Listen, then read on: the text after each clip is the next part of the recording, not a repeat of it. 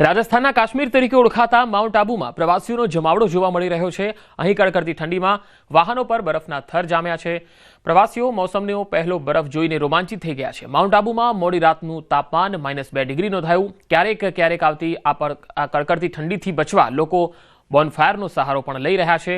પ્રવાસીઓ સવારે વહેલા ઉઠીને મોસમનો પહેલો બરફ જોવા રસ્તાઓ પર નીકળતા જોવા મળ્યા। માઉન્ટ આબુમાં અચાનક 10 ડિગ્રીનો ઘટાડો થયો અને તે -2 ડિગ્રી સેલ્સિયસ સુધી પહોંચી ગયું તાપમાન।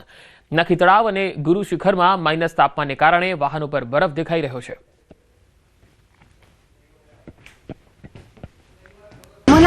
મનાલી જવું કરતા એના કરતા આબુ આવવું વધારે સારું છે એવું છે ને અત્યારે વાતાવરણ 0 માં છે ને અમે વોકિંગ કરવા આવેલા છે તો ઠંડી લાગે છે તો ચા પીએ છીએ તાપડું કરીએ છીએ ને નક્કી લેક ને બધું અહીંયા ઘણું સારું વાતાવરણમાં લાગે છે એટલે ઘણું સારું લાગે। જમ્મુ કાશ્મીરના ગુલમર્ગના પર્યટન સ્થળમાં પ્રવાસીઓનો જમાવડો જોવા મળ્યો। કેટલાક લોકો ખાસ તો બરફ વર્ષા માટે અહીં આવી રહ્યા છે તો કેટલાક લોકો બરફ વચ્ચે પોતાનો જન્મદિવસ પણ મનાવી રહ્યા છે। ઘણા પ્રવાસીઓ કિંગ ડોરી અને આફ્રોથ પર્વતોના કુદરતી સૌંદર્યનો આનંદ પણ માણી રહ્યા છે। આ પ્રવાસીઓ અહીંના લોકોની પ્રશંસા પણ કરે છે।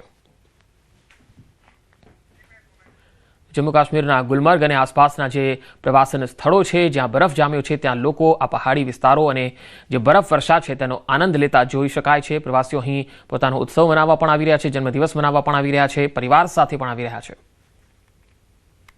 हम बर्थडे हर तरीके से मनाने की कोशिश करते हैं, अच्छे से अच्छा करते हैं हर साल, पर लगता है ये एक जो चीज़ है वो शायद सबसे यूनिक, सबसे डिफरेंट और सबसे मज़ेदार रही। હિમાચલના લાહોલ અને સ્પીતિને જોડતા કુંઝુમ જોત સહિત સ્પીતિના ઊંચા વિસ્તારોમાં બરફની ચાદર છવાઈ। બરફ વર્ષાને કારણે સ્પીતિ ખીણમાં ઠંડી સતત વધી રહી છે। સ્પીતિના રહેવાસીઓ માટે તેમની દૈનિક પ્રવૃત્તિ હાથ ધરવી મુશ્કેલ બની રહી છે।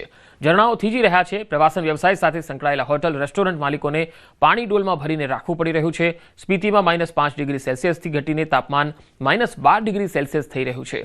ઠંડીથી બચવા લોકોને ગરમ કપડાની સાથે હીટર અને તંદૂરનો સહારો લેવો પડી રહ્યો છે। આગામી દિવસોમાં તાપમાન હજુ પણ ઘટે તેવી સંભાવના છે।